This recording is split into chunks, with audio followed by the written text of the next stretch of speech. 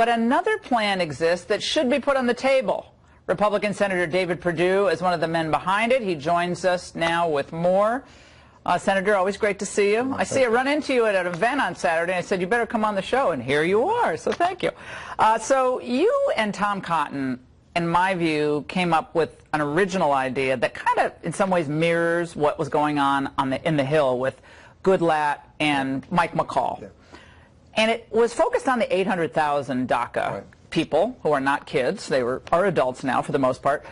And then you did the chain migration, end of that, end of visa lottery.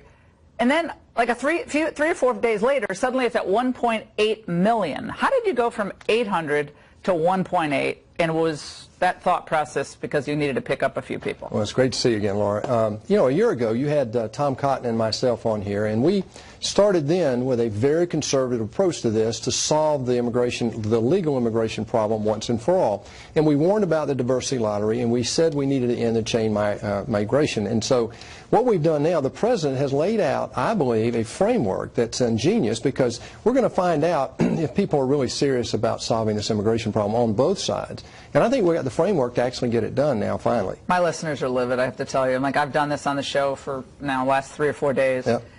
And like, well, when did he campaign on this? Like, and my point is, if you want cuts in legal immigration, which is the big number, 1 million green cards every year, most of those are based not on merit, but on extended family ties, aunts, uncles, cousins, twice removed. Everyone's coming in. Right.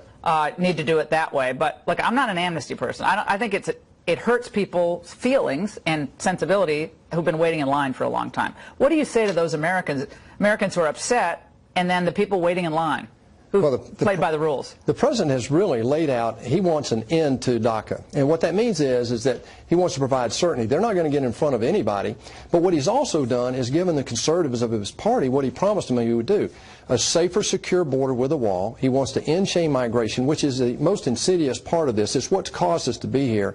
And then we know we have a security issue with the diversity lottery.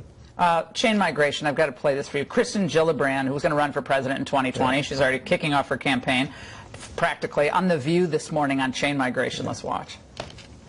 I think a lot of President Trump's rhetoric is racist. And let's be very clear. When someone uses the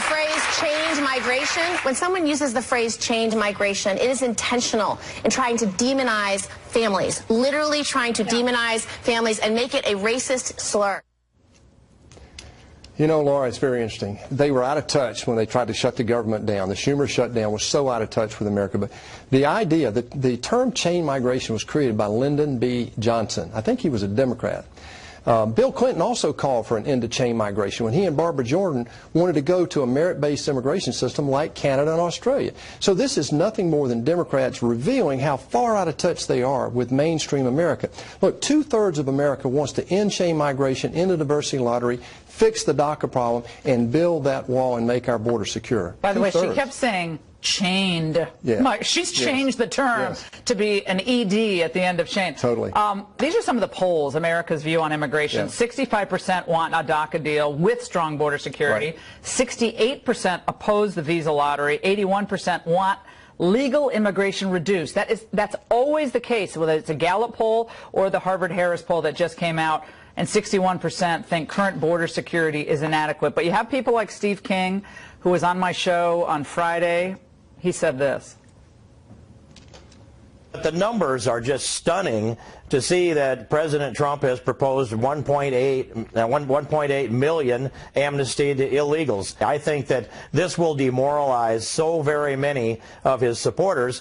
And how do we get back now to a place where we need to be with this?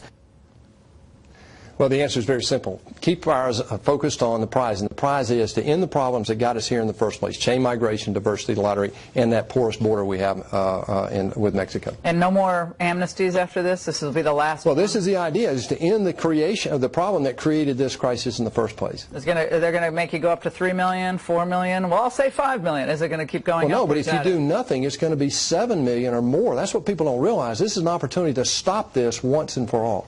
You think the Democrats, you're going to get enough Democrats to support this? Well, we're going to find out, you know, if they're really serious about solving the DACA problem. They don't want to give you a win on DACA, Senator. No. They don't. But we're going to find out. Senator Perdue, thank you so much. Thanks, Laura. And by the way,